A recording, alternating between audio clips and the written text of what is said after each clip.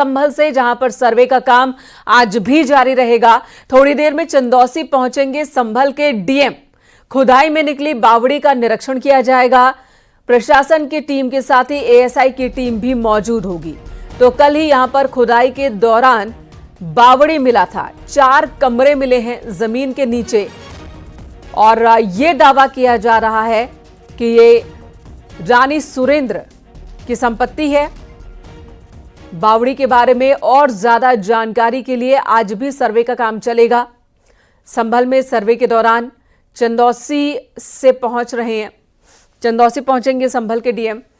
थोड़ी देर में बताया जा रहा है कि डीएम वहां पहुंच जाएंगे और जिलाधिकारी के पहुंचने के बाद वो निरीक्षण लेंगे इस पूरे इलाके का। उनके साथ एएसआई की टीम भी पहुंच रही है। तो प्रशासन की टीम के साथ एएसआई की टीम भी पहुंच रही है। संभल से दीपक बेस्ट हमारे सहयोगी इस वक्त हमारे साथ जुड़ चुके हैं।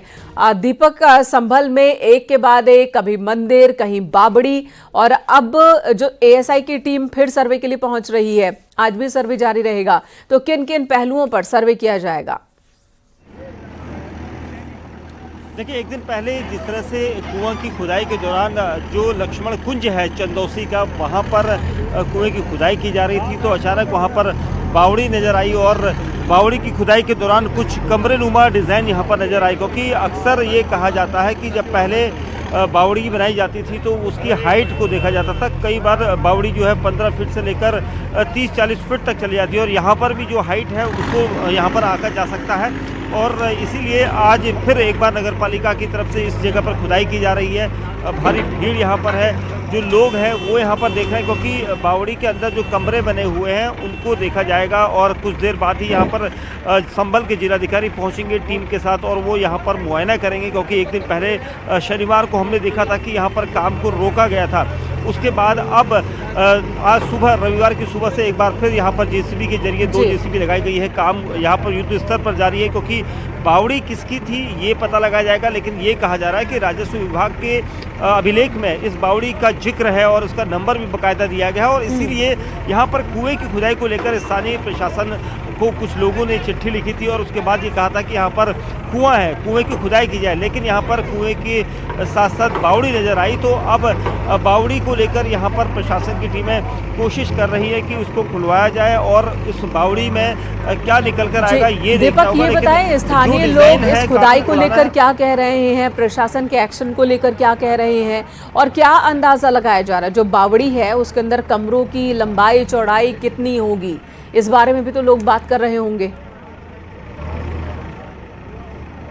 देखिए, अभी तक ये जो बावड़ी है वो जब तक क्लियर नहीं खुलती है, क्योंकि जब तक उसकी पूरी खुदाई नहीं होती है तब तक इसके बारे में कुछ आंकड़ा यहाँ पर आकलन नहीं कहा जा सकता है, क्योंकि लोगों की अपनी अपनी बातें होंगी। लेकिन जो अगर ये बावड़ी कई साल पुरानी है तो जाहिर सी बात है कि काफ़ी गहराई होगी, क्योंकि बावड़ी और कुएं में बिल्कुल फ़र्क होता है। कुआं पानी निकालने, कुएं से पानी निकाला जाता है, जबकि बावड़ी में नीचे जाया जाता है। और उसके लिए अब यहाँ पर सीढ़ियाँ भी दिखाई देंगी। जब जैसे जैसे खुदाई आगे बढ़ेगी तो यहाँ पर सीढ़ीनुमा चीज़ें दिखाई देंगी, सीढ़ियों से नीचे उतरते हैं और बावड़ी में लोग जाएंगे।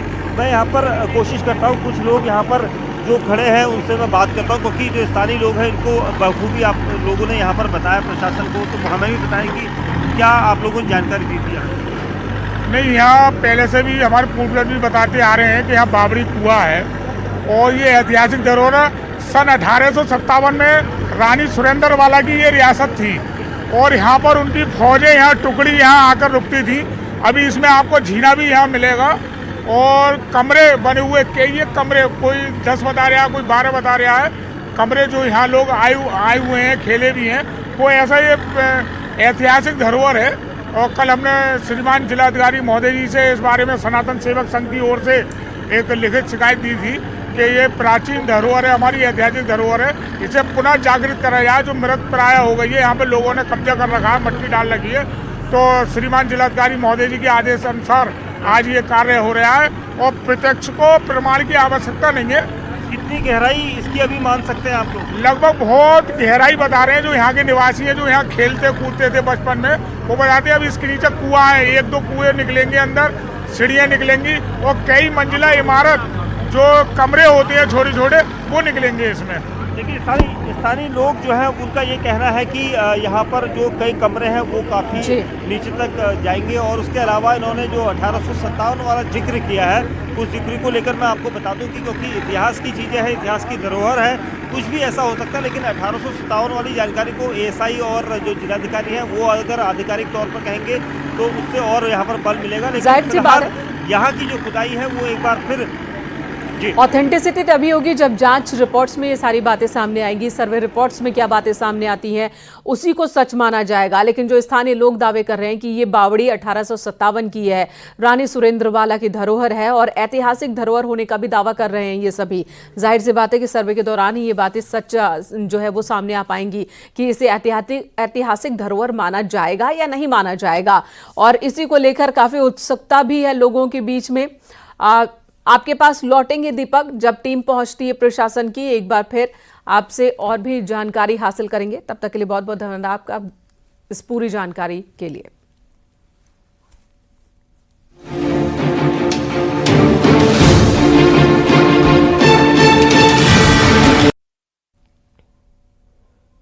खबर सिद्धार्थनगर से, जहां पर यूपीएससी की परीक्षा देने आए परीक्षार्थी गलती से दूसरे सेंटर पर पहुंच गए। इसके बाद सेंटर पर पुलिस ने मानवता की मिसाल पेश की। पुलिस ने परीक्षार्थी को बाइक से सही सेंटर पर पहुंचाया, जिसका वीडियो वायरल हो रहा है। आपको बता दें, परीक्षार्थी का सेंटर किसान इंटर कॉलेज था, मगर वो गलती से बाबा हरिदास इंटर कॉलेज पहुंच गई। वहां पर थाने में तैनात कांस्टेबल सतीश चौहान ने उन्हें फिर सही सेंटर पर पहुंचाया।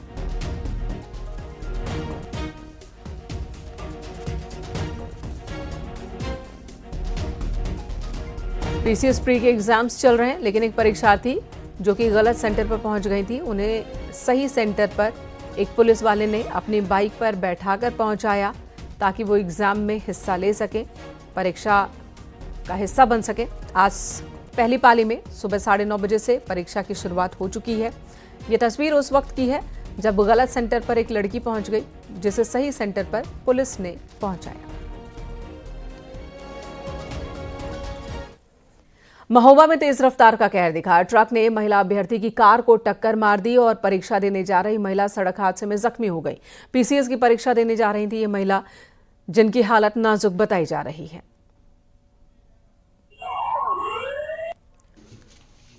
तो फिलहाल ये महिला एग्जाम देने जा रही थी, लेकिन सड़क हादसे का शिकार हो गई। हादसे में जख्मी हुई है, सिर पर चोट आई है, हाथ में चोट आई है। आप देख सकते हैं, बताया जा रहा है तेज रफ्तार में ट्रक ने महिला की कार को टक्कर मारी है।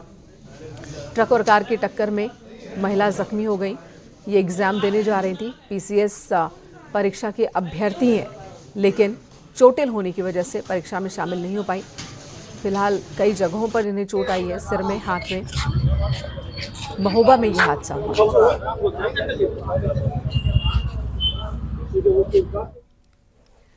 मथुरा से खबर, जहां पर बीजेपी अल्पसंख्यक मोर्चा के महानगर अध्यक्ष की संदिग्ध मौत की गुत्थी उलझती ही जा रही है। पुलिस ने पोस्टमार्टम रिपोर्ट में मौत का कारण साफ नहीं होने पर बिसरा सुरक्षित रखते हुए जांच के लिए भेजा। पहले दिल का दौरा पड़ने की बात हुई कि दिल का दौरा पड़ने की वजह से बीजेपी नेता की मौत हुई है, यही आशंका थी। बताया जा रहा है कि राजेंद्र सिंह अविवाहित थे, वो हर दिन मसानी गुरुद्वारे पर जाते थे। कई दिनों तक जब वो गुरुद्वारा नहीं पहुंचे तो कुछ लोग उनके घर पहुंचे। घर का दरवाजा अंदर से बंद था। सूचना पर पहुंची कोतवाली पुलिस ने घर का दरवाजा तोड़ा। अंदर दाखिल हुए तो देखा कि शव घर की छत पर पड़ा है। पुलिस ने शव को कब्जे में लिया, पोस्टमार्टम के लिए भेजा। पहली नजर में मौत का कारण ब्रेन हैमरेज या हार्ट अटैक माना जा रहा था, लेकिन पोस्टमार्टम रिपोर्ट में मौत का कारण साफ नहीं हो सका। चश्मदीदों की माने तो मामला बहुत संदिग्ध है, जिसकी वजह से ही अब बिसरा रिपोर्ट जांच का इंतजार हो रहा है।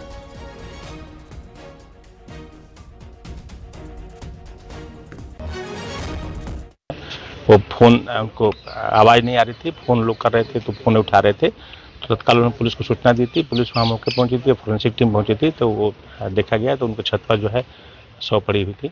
शव को पोस्टमार्टम के लिए भेज दिया गया। पोस्टमार्टम प्राप्त होने पर यदि कोई फाउल प्ले इसमें आएगा उसके खिलाफ विधिक कार्रवाई इसमें की जाएगी। अभी प्रथम दृष्टया कोई अभी बात तत्काल जो है प्राप्त नहीं हुआ कि जो जब पुलिस टीम पहुंची थी तो सब दरवाजे वगैरह सब जो है बंद थे। फिर भी इसमें विस्तृत जाँच इसमें की जाएगी।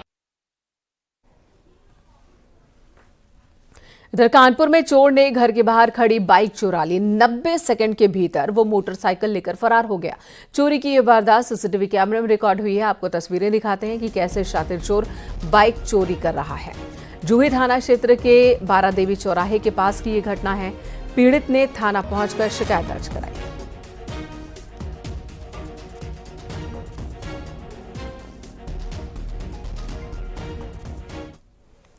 मेरठ में चेकिंग के दौरान एक महिला एआरटीओ पर जानलेवा हमला किया गया। ओवरलोड ट्रक को रोकने की कोशिश कर रही थी महिला, जिसके बाद उन पर हमला किया गया। आरोपों के मुताबिक ड्राइवर ने गांव वालों के साथ मिलकर हमला किया। इतना ही नहीं, स्टाफ का मोबाइल फोन भी छीन गाड़ी में तोड़फोड़ की कोशिश की गई। 24 अज्ञात लोगों के खिलाफ केस दर्ज हुआ इस मामले में, जिसके बाद पुलिस ने 3 आरोपियों को गिरफ्तार किया। थाना इंचौली क्षेत्र मसूरी रोड की ये वारदात है।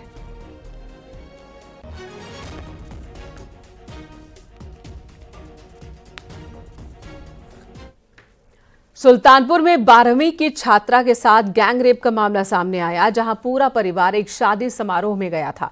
इस दौरान पीड़िता घर पर अकेली थी। आरोप है कि पड़ोस के ही 2 युवकों ने दुष्कर्म किया और फरार हो गए। पीड़ित मां की तहरीर पर पुलिस ने मामले में एफआईआर दर्ज की है। वहीं इस वक्त पुलिस जांच में जुटी है।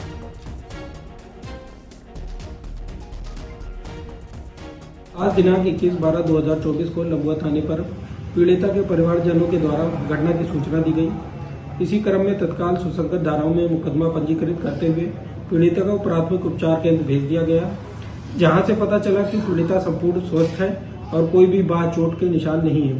प्राथमिक जांच से यह तथ्य प्रकाश में आया है कि घटना 2 दिन पुरानी है तथा अभियुक्त उसी गाँव के ही निवासी हैं। पीड़ित परिवार और अभियुक्तगण पड़ोसी हैं व पूर्व से परिचित हैं। घटना के अनावरण व गिरफ्तारी हेतु 2 टीमें गठित की गई हैं। आवश्यक विधिक कार्रवाई की जा रही है।